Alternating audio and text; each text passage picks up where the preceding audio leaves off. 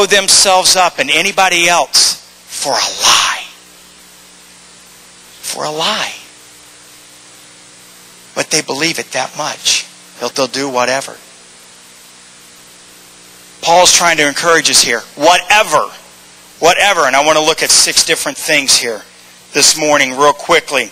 Jumping back to verse 23 just to refresh our memory here. It says, work hard and cheerfully at whatever you do. Work hard and cheerfully at whatever you do, as though you were working for the Lord rather than people. The New Living Testament uses the words hard and cheerfully. Others use the word heartily. But it all comes from the same word that really it means passion.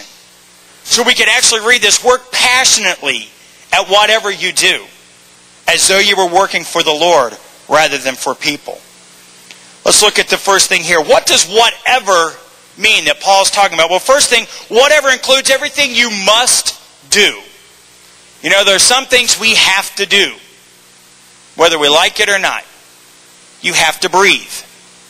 If you don't, well, life gets very interesting real quickly, okay? But that's not what he's talking about. See, the things that you have to do with your duties and your responsibilities as a citizen, as a spouse, as a parent, as an employee, or as an employer. As we go back there, those verses before verse 23, Paul talks about wives, submit to your husbands. Husbands, love your wives, take care of your children. Slaves, we would look at that and say employees. Work for your employer. Employers, treat your employees with respect. But see, all of these things, it doesn't really matter what our position is. It doesn't matter if we're the CEO or we're the guy pushing the broom. We're to do it in a whatever we do in a passionate way as though we're doing it for the Lord. Because ultimately, what people are seeing is our working for Him. When I used to do production work, as guys began to find out who I was, and it's a priest over there pushing them road cases. Let me tell you something. When the truck door opened, I was the first guy in line. I wasn't saying, here, I'll run the switch on the lift. No.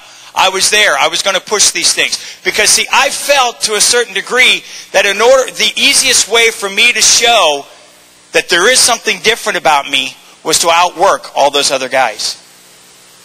I worked my tail off. There was not an event, a gig, a show, whatever you want to call it, that I was not, when I was just working as one of the stagehands and things, while I was kind of proving to myself to the company that I knew what I was doing, which is everybody starts there,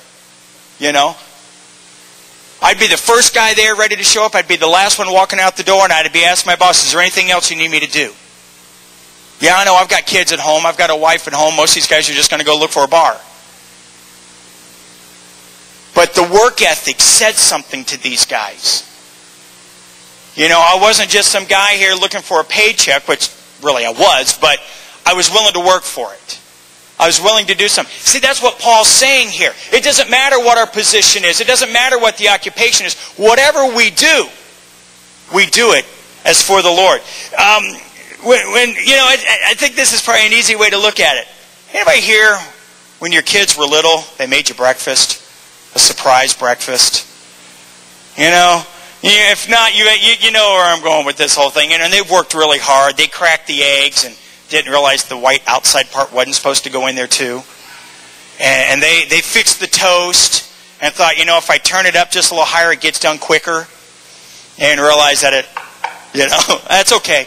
They've made the coffee with 14 scoops instead of, and it comes out like oil, and all these things, but they bring it to you. They've worked hard. They bring you breakfast. Hi, Mom, I'm Dad. Surprise! And you're surprised. Wow! And Mom's thinking, oh, what have they done into my kitchen? And Dad's thinking, am I late for work? And, all of these things. And yet there's all this pride because why did they do it? Because they love you. They may have completely messed it up, but they love you. And as a parent, you take that breakfast and you choke that breakfast down. Burnt toast and all. and the Brussels sprouts that are mixed in with your eggs because they thought it was pretty. And you're saying, who was the idiot that bought the Brussels sprouts? But, they were there. So and all these things. But you understand what it's coming from. You know what, folks? That's exactly how God receives how we work to honor Him. Even in the days where we're not very good at it. Even in the days that we mess up. Whatever. With passion. Second thing that Paul's talking about is whatever also includes everything you choose to do. This is the time when you're not on the clock. I've got a buddy, a pastor friend of mine that's up in the Burton, Ohio area. It's just enough outside of Cleveland that they pretend like they don't know where Cleveland is. And he is huge into the outdoor stuff and wilderness things. And, he kills animals and sells their furs and all these kinds of things and eats bugs when he's out. And he's, he ain't all there, but he's a good guy. But, but he loves it. And this is kind of one of these passion things, but he's turned this hobby and this free time and into another way of ministering. And a few weeks ago I had the chance to talk to him, and he was talking about just some of the different things that he's been able to do. And he's taken some guys out on these adventure things where they're going fly fishing and they got to go backpacking and to get to where they're going to fish and all these kinds of things going out west. And realize that as he's showing these guys God's creation in all of its purest form, how these guys, it's pretty tough to say there is no God. It's pretty tough. And then as they come back together that night, and hopefully they've caught something, because that's what dinner is. And if they don't catch it, well, mosquitoes start to taste bad after a while, And so, but he's able then to talk about where they're at in their relationship. That's something that he does for fun, and yet he still does it for the glory of God. We approach our week. It's Manic Monday. It's Hump Day Wednesday because, we're on the downward slope to, thank God it's Friday. Why? Because there's those things that we want to do that for whatever dumb reason, work just always seems to get in the way. See, work is one of those things we have to do because we have to take care of our family. We have to keep a roof over our head. But when it comes to those things we want to do, why is it those things we can put a lot more time, effort, and energy into than the things we have to do? Paul's saying it's all the same. It's all the same. Third thing, whatever includes anything you are gifted to do. Anything you are gifted to do. The things you love and do. And you would do it without pay if you could. There's a lot of things that we could all think of. Boy, if money were no object, this is what I would do. Did you hear about that guy? He's 23 years old. Lives in South Dakota. Won some ridiculous $200 and some odd million in the lottery. And here's the thing I thought was pretty cool about it. Everybody that they talked to that knew them, all they could say was, they deserved it. They were on the verge of losing everything. They lived in a mobile home on their ranch in order to cut expenses. And they were even in danger of losing that and all this kind of stuff. And all he could talk about doing was giving back to people who have helped them. I don't know if the guy's a Christian. And whether it's not even an issue of the lottery. It's the fact, though, that here was somebody that for whatever reason, the work ethic's going to stay the same.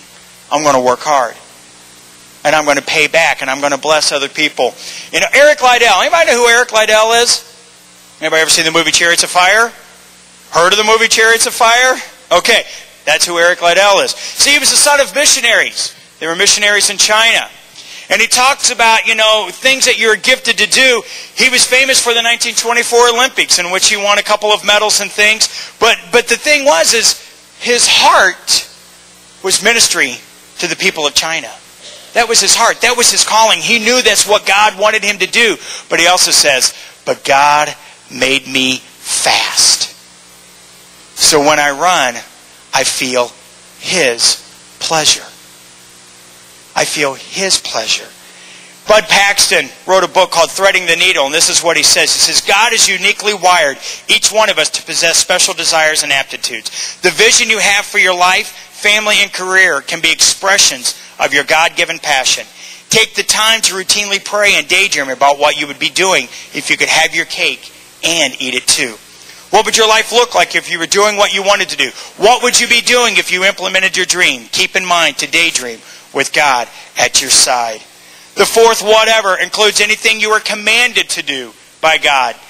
Matthew 22, 37 to 40, Jesus replied, you must love the Lord your God with all your heart, with all your soul, and with all your mind. That's every aspect of your being. It says this is the first and greatest commandment. Secondly, and equally important, love your neighbor as yourself. All the other commandments and all the other demands of the prophets are based on these two commandments. And then in Matthew 28, 18 to 20, Jesus came and told his disciples, I've been given complete authority in heaven and on earth. Therefore go and make disciples of all the nations, baptizing them in the name of the Father and the Son and the Holy Spirit. Teach these new disciples to obey all the commands I have given you. And be sure of this, I am with you always, even to the ends of the age. See, we've been commanded to do some things. They're not options, they're not suggestions, they're not, hey, and you get a second, and you happen to remember it. They're commandments. Love God with all your heart, with all your mind, with all your soul. You can't go about doing your daily routine and the things you have to do and the things you want to do and ignore this if you're doing it to the glory of God. They work together. He's made it easy for us. Sharing our faith. Not only is it in words, but it's also in our deeds. My youth ministry mentor, Jeannie Mayo, one of the greatest youth leaders ever. She's in her 60s now, still building youth ministries. And her attitude is this: your life, once you've accepted Christ, is to be Jesus with skin on. Because you may be the only Jesus someone ever sees. No pressure, but that's the reality of it. Because see, that's what he sees.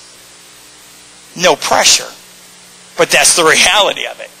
Because see, that's what he's saying here. But then he says this, I'm with you. I'm with you.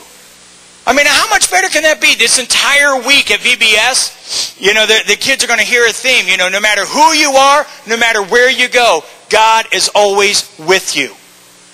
Some of the games that we're going to be doing, we're intentionally using younger kids to do the games, and they're not going to be easy. But there's an older student going to be there to help them, to model that exact concept that God is always with. This person's here to help you do your job, to do your task, to do whatever it is that the activity requires you to do. This person's here to help you. To help even our younger kids understand God is always with you to help you.